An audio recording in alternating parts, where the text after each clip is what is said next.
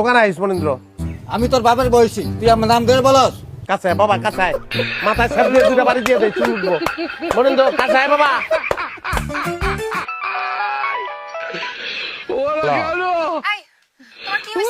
যমুনায় সেতু হয়েছে, মহাখালীতে ফ্লাইওভার হয়েছে, পাইলট স্কুল সরকারি হয়েছে, ওসমান মিয়া হাজি হয়েছে, পোলা দুইটা পাজি হয়েছে, পরশুদিন ডাইলে লবণ বেশি হয়েছে। দিনে দিনে আর কত কি দেখতে হইব, এই কয় কলিকাল।